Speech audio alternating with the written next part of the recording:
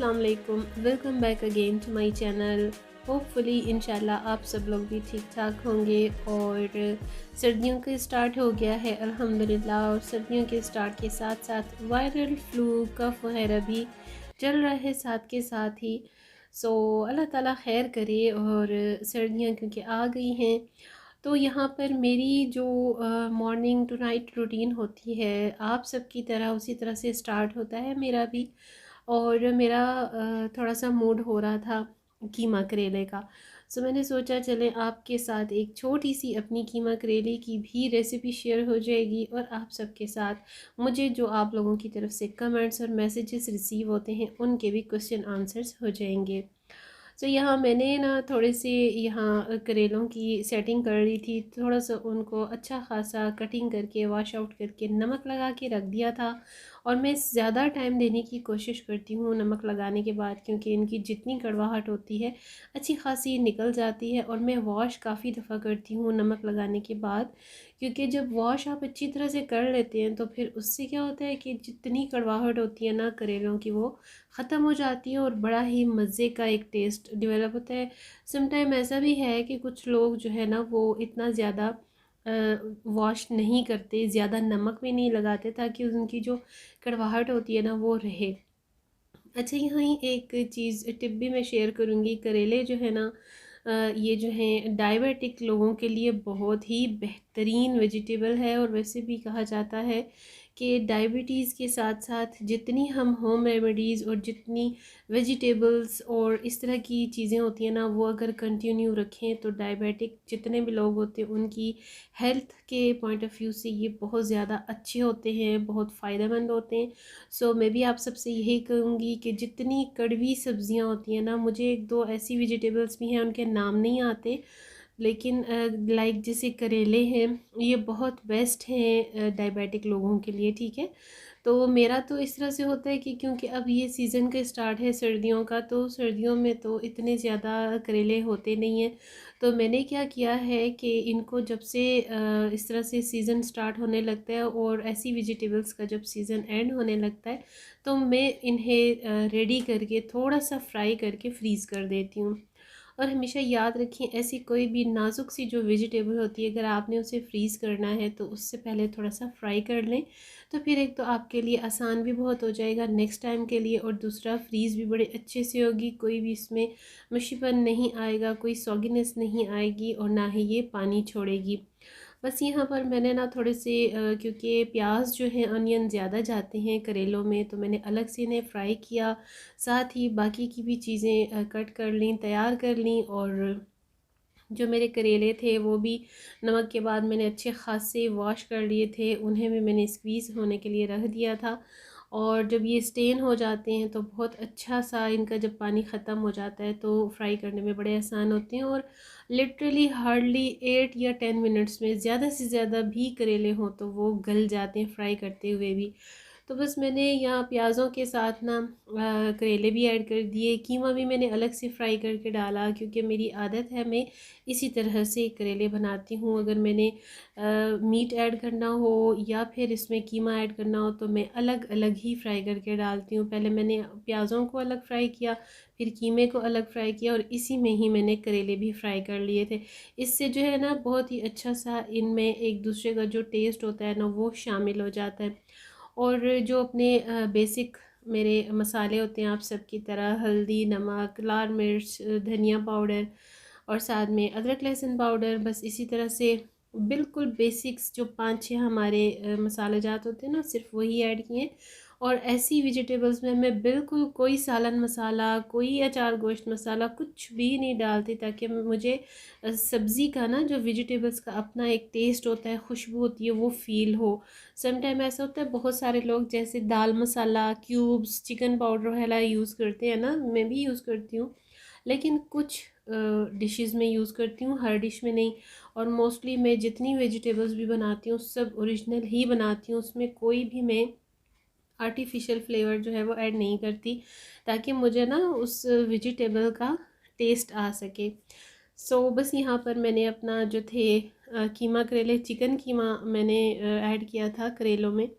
तो ये सब रेडी हो गए थे अल्हम्दुलिल्लाह। और मैं जब अब वॉइस ओवर कर रही हूँ तो मेरा दोबारा से ना दिल कर गया है, क्योंकि मुझे बहुत ही फेवरेट हैं करेले, किसी भी फॉर्म में, सिंपल में भी, आलू करेले और इसके साथ कीमा करेले, करेले गोश्त, किसी भी फॉर्म में हो। आपको स्टफ्ड करेलों का भी पता होगा, मेरी अम्मी बनाया करती थी, अल्लाह उन्हें जन्नत नसीब करे। वो तो बस मतलब हर डिश में वो एक्सपर्ट थी। पूरा प्रोफेशनल शेफ़ का जो एक कोर्स होता है ना, मुझे ऐसे लगता था जैसे मेरी अम्मी ने ना सारा कुछ किया हुआ है, हर रेसिपी को ऐसे एक्सपर्टीज़ जो होती है ना एक शेफ़ की, उसी तरीके से बनाना और मिनटों में, सेकंड्स में बना लेना, खाने का सेकंड्स में डिसीजन ले लेना, बस उनके बाएं हाथ का खेल था। तो मेरी अम्मी जान बनाया करती थी स्टफ़ करेले, जो मुझे बड़े पसंद थे और इतना मज़े का। और माँ के हाथ का तो टेस्ट ही अलग होता है, उसकी तो दुनिया में आप कहीं भी घूम लें उसका कोई भी अल्टरनेटिव नहीं मिल सकता।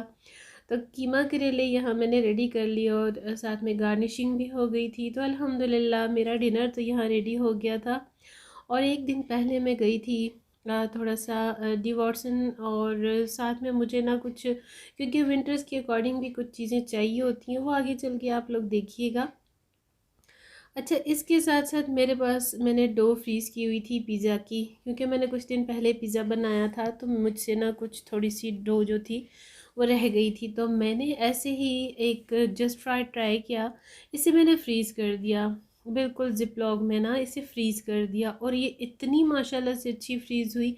मैंने इससे जस्ट हाफ आवर इसको निकाला फ्रीज़र से और ये रूम टेम्परेचर पे खुद ही आ गई। और उसके बाद मैंने एज़ अ ट्राई, इसमें मेरे पास जो चिकन थी उसको थोड़ा सा मैंने सौते किया, फ्राई किया, और जो मैं इंग्रेडिएंट्स ऐड करती हूँ पिज़्ज़ा की चिकन में, बस उनको मैंने इस तरह से फ्राई करके इसमें डाल दिया। तो बिलीव मी, ये मेरा फर्स्ट टाइम था घर में पिज़्ज़ा डो को फ्रीज़ करने का। तो ये जो मेरा एक ट्राई था ना, बहुत ही सक्सेसफुल गया है। तो अल्हम्दुलिल्लाह अब मैं ट्राई करूँगी कि मैं इसी तरह से एक दो डोज जो है ना वो फ्रीज़ कर लिया करूँ। एक्चुअली मैंने पहले भी एक बार ट्राई की थी, मगर मुझे उसका बिल्कुल भी अच्छा मज़ा नहीं आया था। लेकिन इस दफ़ा बिल्कुल जिस तरीके से मैंने इसे फ्रीज़ करना चाहा था उसी तरह से आया था। यहाँ पर ना एक शिमला मिर्च मेरे से लगता है बेकाबू हो गई थी क्योंकि बिल्कुल मिनी सा पिज़्ज़ा था, बड़ा क्यूट सा पिज़्ज़ा था। तो मैंने इसे जस्ट फॉर ट्राई इस तरह से फ्रीज़ किया और बना लिया, और बिलीव में इतने मज़े का बना था। डो भी बड़े मज़े की, सही पैन पिज़्ज़ा जैसे होता है ना, उस तरह से बन गई थी। और बहुत अल्हम्दुलिल्लाह मज़ा आया। मैंने एक ट्राई की, मुझे अच्छा लगा कि मेरी एक ट्राई जो है ना कोशिश कामयाब हो गई। तो ये छोटी छोटी जो चीज़ें हैं मैं करती रहती हूँ, और आप सबको भी मैं शेयर करती हूँ कि ये जो इस तरह की इन्वेंशंस होती है ना, हम लेडीज़ घर में रहते हुए किचन में इस तरह की किचन हैक्स करते करते कुछ ना कुछ ऐसी यूनिक सी इन्वेंशंस करते रहते हैं। सो एनीवेज़, हाँ जी, तो जनाब विंटर्स के साथ साथ जो है वो शादियों का और फंक्शंस का सीज़न भी स्टार्ट हो जाता है। काफ़ी सारे लोग तो हमारे यहाँ जो है वो वेदर की भी परवाह नहीं करते, किसी भी वेदर में फंक्शंस होने हों तो कर लेते हैं। बिकॉज़ मोस्टली ऐसा होता है, जो लोग ट्रैवल में होते हैं, आउट ऑफ कंट्रीज़ होते हैं, तो जैसे जैसे उनकी वेकेशंस होती हैं, हर एक का ना अपना एक सेटअप होता है, एज़ यू ऑल नो। तो उसी के अकॉर्डिंग सबके अपने फंक्शंस की और शादियों की एक प्लानिंग होती है। तो क्योंकि शादियों का सीज़न स्टार्ट है और मुझे कमेंट्स भी आते हैं, मैसेजेस, कि आप इस तरह से अपनी जिस तरह आपने विंटर और समर्स की स्किन केयर रूटीन शेयर की है, इस तरह से आप अपने व्लॉग्स में कुछ हैक्स, कुछ टिप्स शेयर करती हैं। तो इसी तरह हमारे साथ आप अपनी वार्डरोब के अकॉर्डिंग और डिक्लटरिंग किस तरह से आप करती हैं अपनी वार्डरोब की, या घर में किसी भी मतलब इस तरह से रूटीन वाइज जो भी आप डिक्लटरिंग करती हैं, तो वो हमारे साथ शेयर करें। तो इंशाल्लाह I will try my best, इंशाल्लाह डेफिनेटली। बस ये चीज़ है कि मेरी एक्चुअली जिस तरह से हमारी वार्डरोब जो है ना, मेरी इस तरह से सेटिंग है, सेटअप हुआ हुआ है स्टार्ट से, कि हर चीज़ ना अपनी अपनी जगह पे फिक्स है, और इस तरीके से ही मैंने बनवाई। और मेरे हस्बैंड ने भी जो सेटिंग की हुई है, तो वो इस तरह से है कि उसमें मुझे कुछ ख़ास अल्टरनेट करने की ज़रूरत ही नहीं पड़ती, कुछ इसमें डिक्लटर करने की भी ज़रूरत नहीं पड़ती, सिवाय कपड़ों के या सामान के। बिकॉज़ एवरी सीज़न, आप सब जिस तरह से आपको पता है कि मैंने आपको काफ़ी दफ़ा शेयर किया है, मौसम आते मौसम जाते हम कपड़ों को, इस्तेमाल होने वाली सारी चीज़ों को हवा लगवाते हैं, धूप लगवाते हैं। तो उसी तरह अब चूँकि थोड़े दिनों में मैंने भी यही सारे काम किए हैं, तो मुझे ऐसे जैसी ज़रूरत ही नहीं पड़ती कि मैं सारी कबर्ड्स को, वार्डरोब्स को जो है ना वो निकालूं और फिर से उसे डिक्लटर करूं। और क्योंकि ये साथ साथ में एवरी मंथ करती रहती हूँ, तो प्रॉपरली कभी ऐसे मैंने किया नहीं है कि मुझे ऐसी ज़रूरत पड़ी हो। लेकिन इंशाल्लाह मैं कोशिश करूँगी। अगर आप लोग मुझे मैसेज करेंगे कमेंट्स में, मुझे कमेंट सेक्शन में बताइएगा कि आपको वाकई में मेरी वार्डरोब की डिक्लटरिंग वीडियो चाहिए, तो फिर मैं इंशाल्लाह ज़रूर आपके साथ शेयर करूँगी। बिकॉज़ ये जो है ना बहुत ही टाइम टेकिंग काम है और इतना बड़ा वीडियो व्लॉग बन जाता है तो फिर थोड़ा सा मसला हो जाता है। सो इसलिए जब तक आपकी सही पावरफुल डिमांड नहीं होगी, पावरफुल फीडबैक नहीं होगा, तो आप तक मैं आप सबके साथ इस तरह की वीडियो नहीं शेयर कर पाऊँगी, ठीक है। और साथ हाथ के हाथ में ऐसे काम करती रहती हूँ, लाइक जैसे मैंने आपको शेयर की वीडियो में फ्रिज और फ्रीज़र भी साथ साथ every month, every second month लगी रहती हूँ, कुछ ना कुछ करती रहती हूँ घर में। तो मुझे ना ऐसे कोई इतनी प्लानिंग के साथ ऐसी सेटिंग की ज़रूरत ही नहीं पड़ती कि जिस तरह लोग मोस्टली करते हैं कि भाई सीज़न स्टार्ट हो रहा है, सीज़न एंड हो रहा है, तो हम सारी चीज़ें एट अ टाइम सारा खिलारा डाल के घर में बैठ गए। मैंने कभी ऐसे नहीं किया। शादी से पहले भी ना मेरी ऐसी आदत थी, मैं अपनी अम्मी के साथ लगी रहती थी। कुछ काम अम्मी के ज़िम्मे होते थे, कुछ मेरे ज़िम्मे होते थे और मैं शौक़ से करती थी। वार्डरोब की सेटिंग्स, क्रॉकरी की सेटिंग्स, डेकोरेशन की सेटिंग्स, ये 3 डिपार्टमेंट्स ऐसे होते थे जो मैं बड़े शौक़ से अपने खुद से करती थी। और जो फिर मेरी अपनी हॉबी थी, आप कह लें मेरा शौक़ था ज़बरदस्त किस्म का, वो थी बेकिंग। तो ये सारी चीज़ें करते कराते ना खुद ब खुद मेरी एक रूटीन बनती गई। और अब तो ऐसे लगता है कि मैं अगर डेली भी ये काम करती रहूँ तो मुझे कुछ मतलब डिफरेंस महसूस नहीं होता।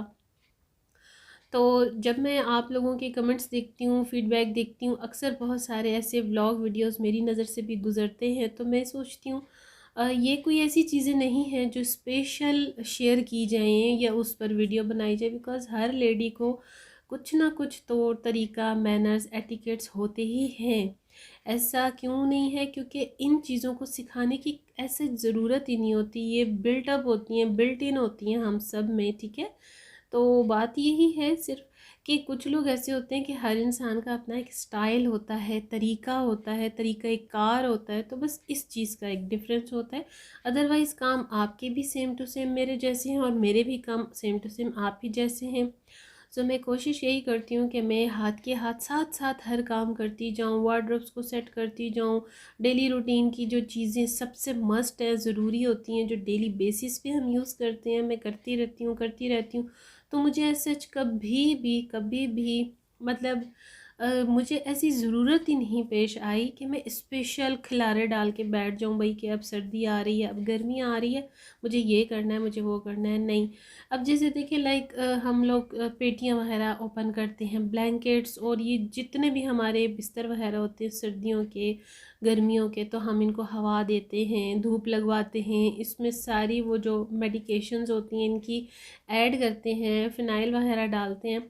तो मुझे कभी ऐसी स्पेशल ज़रूरत पड़ी ही नहीं, क्योंकि मैं एवरी मंथ या एवरी सेकंड मंथ तो मैं करती हूँ। मेरी कोशिश होती है, मैं बहुत ज़्यादा मसरूफ़ हूँ, कहीं आना जाना मेरा ज़्यादा हो तो भी मेरी ये एक रूटीन में है, मैं साथ साथ ना करती रहती हूँ। टाइम से वक्त खुद में टाइम से टाइम निकालती हूँ, अपने बिज़ी शेड्यूल से टाइम निकालती हूँ, ताकि मुझे ना and at the hot spot ज़्यादा ज़रूरत ना पड़े।